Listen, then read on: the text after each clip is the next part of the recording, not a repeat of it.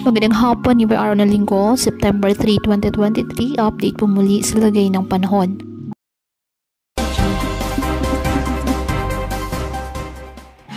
Patuloy pa rin na minomonitor ang bagyong Hana na nasa loob ng ating park at bahagya pa itong lumakas at ngayon ay taglay ang lakas ng hangin na umaabot po sa 150 km per hour malapit sa sentro at pagbugsong 185 km per hour. At kumikilos westward sa bilis na 20 km per hour. Nakataas pa rin ngayon ang Tropical Cyclone Wind Signal number 1 sa Batanes. Kumikilos papalapit sa Taiwan ang bagyong Hana at posible itong maglandfall ngayong hapon o gabi. At kapag nakatuwid na ito sa bansang Taiwan, posible na itong magsimulang humina at maaaring lumabas ng ating boundary ng PAR sa araw po ng Lunes ng umaga.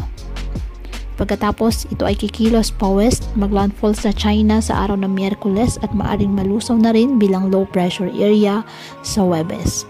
Patuloy naman itong papalakasin ang habagat hanggang sa susunod na 3 araw. Magdadala ito ng occasional to monsoon rains na may kasamang pagbugso ng hangin sa western section ng Luzon, kasama nito ang Metro Manila. Ngayong araw, ang Babuyan Islands, Ilocos Region, Cordillera Administrative Region, Nueva Vizcaya, Zambales, Pampanga, Bataan, Aurora, Bulacan, Metro Manila, Calabarzon, Mimaropa, Bicol Region, Western Visayas, and the northern portion of Eastern Visayas ay apektado pa rin po ng pinalakas ng bagyong Hana na habagat o southwest monsoon. Kaya makakaasa pa rin po dyan ng mga bugso po ng hangin na minsan ay mga pag-ulan. Kaya pinapayuhan ng ating mga kababayan na maging maingat at maging alerto po sa mga posibleng pagbaha at pagguho ng lupa at ugaliin na magdala palagi ng payong o kahit anumang panangga sa ulan sa tuwing lalabas ng ating mga tahanan.